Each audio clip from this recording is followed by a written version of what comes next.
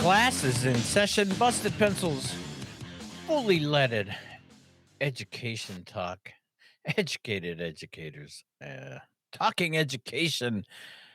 Yeah, man, Johnny throwing stuff up in the chat already. Yeah, Dr. Johnny Lupinacci, me, Dr. Tim Slicker, and of course, the chairman of the boards, Jacob, joining us for, what do you want to say? It's like Big a dog at the desk. big dog at the desk. Chairman of the boards. Shoot, shoot. There he- Jacob. We will have him again. In fact, though, you put it out there. I mean, Terry Barr, Civic Media's own, great post out there about actually one of Jacob's choice, chairman of the board episodes, favorite TV teachers. Yeah, check it out on the Civic Media website there. You I can, can't help it, Tim. We just go viral every time we do the producer's choice. Man. I don't know what it is. Just saying, love that write up. Check it out. And if you missed that And episode, the first day of school stuff too. yeah, Terry B, I think she's a fan. I- Terry B, we're a fan of you too. either that or Jacob's got a little extra cash he's doling out or something. Yeah, I just that's the I only advocate for my stuff. That's why I'm a bad producer, really. If you look at it, I'm largely incompetent. But if I'm in it, I'll slip Terry No. a 20. No, we know actually, producer's choice. Great new addition to the Busted Pencils lineup. So, man, yeah, check it out. Make sure you go and download those episodes. And while you're at it, download every other episode we've ever done because it's always good stuff. Johnny, this is like a preview classes in session for a great show that's going to air Saturday. So, yes, we Yeah, are it's a going get- to tell get you. learn on. We're going to reveal right now that Saturday's show, when you're listening, isn't live. We had a great guest, Randy Weingarten, president of AFT, talking about her new book. But we're going to kind of preview that, though, with our own little kind of classes in session. And I'm sorry, but I got a Tim bomb already lined up, and I'm Oh, boy. about ready to pull the pin and let it go. But it's interesting because today, new NAEP results were released, and 12th graders can't read. And Well, that's the sarcasm. That question No. is so seldom asked, Tim. Seldom is the question asked. Is our children learning? is our children learning? Well, Yeah. according to NAEP, it continues to be bad. High school seniors in 2024, a third of them are reading below basic, and some of the indicators, at least according to the post that I saw, which was actually the New York Times, lots of issues, learning loss, COVID, and things like that. However, Johnny, I want to potentially, I don't know, legitimize or give some credence to one of the other issues that could be plaguing reading skills, and that is social media and short kind of reading blasts where short, I'm telling you, you know, the fact that kids aren't reading long passages, they're not reading books, they're not getting deep into what it means to be a reader, and is that being reflected in those results? And I was just thinking about that. You know, reading books, I'll admit, maybe here in the swell of what's been happening over the last 4 to 5 years, my book reading has taken a back seat to jumping on to social media, reading a post, following a LinkedIn article that connects me to this. I'm not saying I'm spending my time just doom scrolling and putting thumbs up and little bitty sentences and stuff like that to my high school buddies, revealing that back in 1985, yeah, what really happened. Like, I don't really care about that stuff. I'm not looking at that stuff, but I'm reading short. And if it wasn't for Busted Pencils, and like you said, great guests like Jonathan Gierko and now Randy Weingarten and their books, I haven't been reading a lot of books. And is there something to the potential that well, a lot of short form reading has taken over kind of our ethos of what it means to read. That's how I'm kind of introducing the topic of why teachers fear fascists. Well, Tim, that's a a pretty exciting circumnavigation around a few different topics to get there. But I'm not sure the NAEP scores have a whole lot to do why teachers are feared by fascists, although it's definitely one of the tools of the larger discourse which contributes to sort of the demoralizing of the teaching profession and of teaching labor. But you're right. There's a couple of different things happening. So class in session is rolling, and the new NAEP scores, right? We want to remind folks what the NAEP is, the National Right Assessment of Educational Progress. So NAEP, and it's like a yearly test that measures mostly math and reading, math and reading, math and reading. And interestingly enough, I usually bash on this test, not because it's not a good test, but just because we tend to take it out of context. We're like, whoa, the point that this group Mhm. of young people are doomed. They're awful and they're not going to be as good as past generations because they scored lower. And we've had Yeah, so many shows explaining about how that's sort of rigged. Like you can't only climb for so long. It's like you can only be such a level of, proficient reader, and the number of proficient readers doesn't necessarily predict the progress and the success of a generation. If we believed that, then people writing these articles shouldn't be successful because they scored lower than these generations. But interestingly boom. enough, Tim, interestingly enough, for the listener, this is a unique moment. And I think, Tim, I'm a little less like it's because of the social media and it's all these things than you are. But I think you're onto something here, and I don't want it to, obviously you don't do this, but the media will absolutely do this in certain contexts.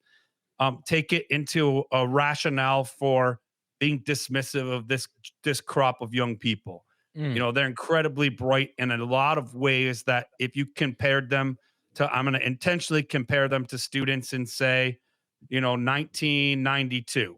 Let's look at that number for a very poignant reason, because actually this group is 10 points lower, just 10 points, but Mm. that's enough to look at.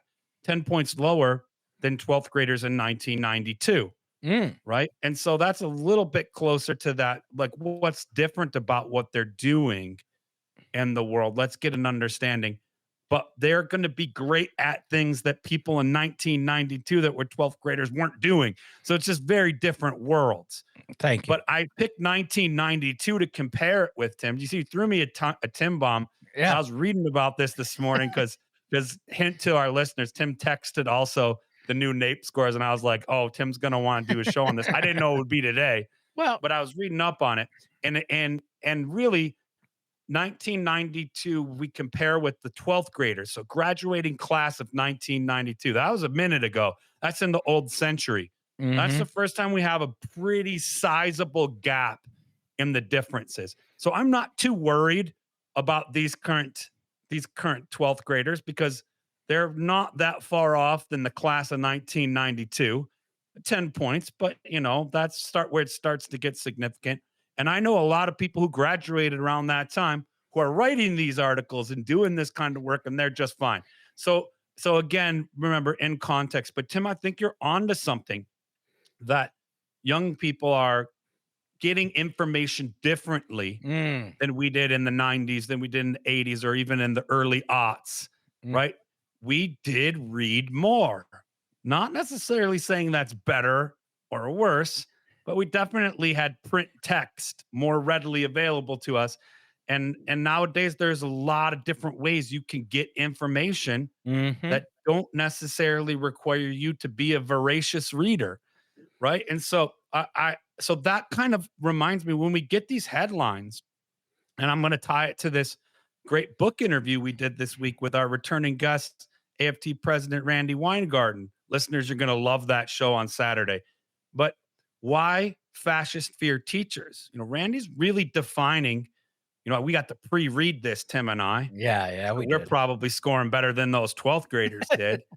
But we got to pre-read this book. Randy in this book defines teacher labor in such an authentic way. Not surprised because she's a teacher and she's Right. also a teacher union president. So she hears a lot about teaching. She's pretty close to the profession, so she can capture it in stories and really shine light on the different dimensions and is a communication tool to what it's like to be a teacher for people who aren't teachers. It's a great read because you kind of better understand what teachers do. If you are a teacher, it's a great read because you're like, yeah, that's what I do. In fact, Tim, reading that book, right? And I got to tell this to Randy too, but reading that book, Tim, it gave me like a renewed description for when people ask, what is it you do again? And I'm like, well, I'm a teacher who teaches teachers, but I'm an educator. And I can explain to them what it means to educate. I won't spoil that because Randy shares that in the show. She also elaborates on it in the book. But one of those reasons, Tim, it comes back to even the NAEP score is that, I hate to sound like it's the liberal media, like the Trumpers out there. I got love for you. I might not agree with you, but we got space to hear from you. You always blame the liberal media, or some of my liberal friends are always blaming particular media outlets. I won't name the one conglomerate they like to drop. It's a 3-letter word that rhymes with rocks, but they like to sort of blame that depiction. But honestly, by and large, teachers can relate to this. We don't get described very well often in the news, in the headlines, in the newspapers, in conversations. Everybody loves their teachers when you ask them about their favorite teacher or they ask them about what teachers contributed to them. But on a day-to-day basis, the way we talk about education, the way we support it in this country, the way we devalue what teachers do collectively, it takes its toll. And Tim, you've done this. You've done a lot of work on this teacher demoralization, teacher exodus. How our morale is really impacted by this stuff. And one of the things that Randy's book does is talks about how it's actually an intentional political effort to make sure that I'm gonna summarize. Make sure teachers feel bad and to make sure that people kind of talk ill of the profession. Right. So it's connected because I think we do this too with young people. These articles about NAEP scores are intentional to be like, well, those young people just aren't going to be as smart and they're doomed. And what are they going to contribute? And it's like, hey, hold up. To be young, I mean, these are going to be the people who run this country in just a few years. Like you blink and they're the ones who are working with, we're leaning on, we're depending on them. And so, I hate to see them devalued. The same way I hate to see teachers devalued. I hate when students are devalued, and the two are connected. So you can learn more about it from the book. But Tim, tell us about this a bit because this is aligned to your area of expertise. Well, okay. First, though, when you said I like that the book reminded you, Johnny, of what it is you do, I thought you were going to say that you really spend a lot of time creating fear for fascists. Well, man, I wish I did. I mean, fascists aren't afraid of me. I mean, they're afraid of teachers, the larger group, Right. but individuals, they're like, man, that guy's just a lot of hot air, probably on some podcast about breaking pencils and things. But you get, right to that point there too, when you say, okay, what has been the goal, over 10 years, over 20 years, over 30 years, since A Nation at Risk in 1983, to create this narrative that first and foremost, teachers are failing. We typically do that through, pointing out how dismal kids are doing, but it always comes back into going, well, and you know why they're doing so badly? It's because those bad teachers. Reference to, one of our other favorite guests, Kevin Kumashiro, great book, Bad Teacher. Check it out. Another book I read, Johnny, in the past 10 years. So believe that. That's 3 books now. Come Okay. on, man. You read books all the time. You just pretend you're not reading books. But yeah, and so all of that though, first of all, teachers are failing, and then if you move it up to, all the way to today, the demonization of teachers, indoctrinating, grooming, and all of these things, it really is set up to demoralize teachers in a sense where they really do kind of start to, hide, keep their mouths shut, don't talk about what it is that they do. Very, very cautiously, if ever, talk about potentially challenging a student to think critically about something, to dig deep. Mhm. And you'd sit there and go, whoa, like who would ever want to do that job?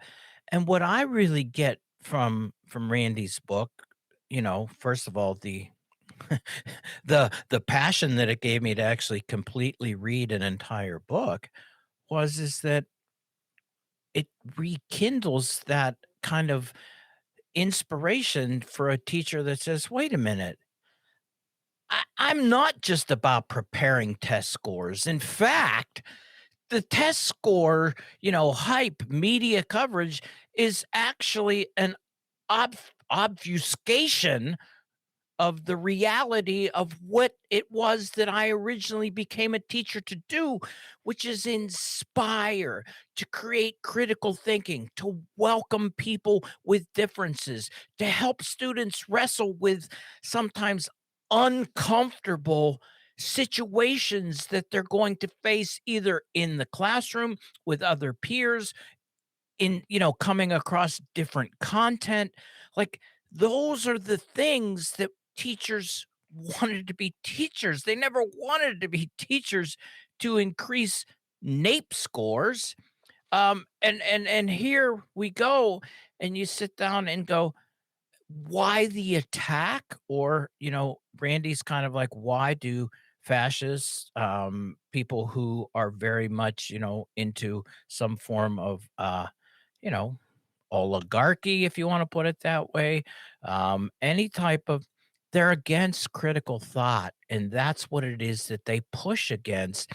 And so demonizing teachers, particularly public school teachers, ends up being a hugely successful power play at demeaning their work, but taking the voice out of democracy and those critical conversations that we always get to have in public school. Because, yes, we want you to learn to read, we want you to learn to write, we want you to do math, but really, we want you to be a critically engaged citizen that is fully invested in driving forward a common good that is better for the next generation than we are currently in. And that means wrestling with some of the issues that we have in front of us today that may be longstanding legacies of things from the past. And that may mean confronting past stories that are embarrassing, are shameful, are painful, and that's the work of teachers. So there you go, Johnny. There's my rant, man. Man, that's not just a rant, man. You dropped knowledge, man. You were dropping mad science on us. That was excellent, Tim. And I agree. What a great class session, my guy.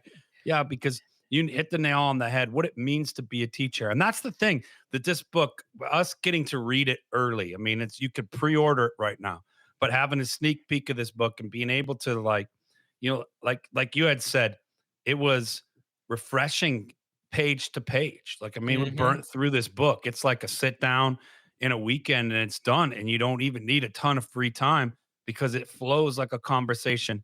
But it was, testimony. It was renewed. It felt like a letter to teachers about teaching for the world to read to better understand what teachers do.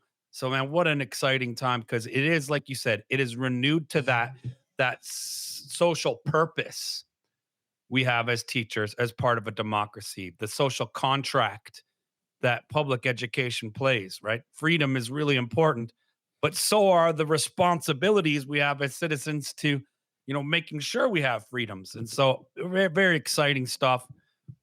Man, what a great interview. I know I'm gushing on it because I hope that you catch it this Saturday. But Tim, man, I mean, I'm excited for our listeners to be able to hear Saturday's show when that drops. I'm excited for this class in session, and I think we'll be rocking about this stuff for quite some time. And you know what that leaves, Johnny? Time for your moment of zen.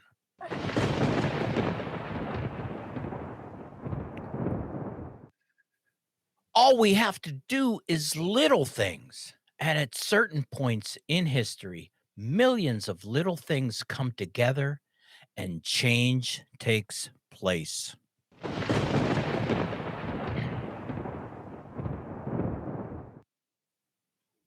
Hey, thanks, Pencil Busters, for tuning in and listening to today's class in session. And if you want more great podcasts chock full with busted pencils content like this, well, you just head on over to Apple, Spotify, or you can always find us at the Civic Media website or on our website, bustedpencils.com. And don't you dare forget that you can catch great podcasts like this every Monday for Homeroom, class in session on Wednesdays, just like today, and on Fridays to wrap up the week with producer Jacob's Choice.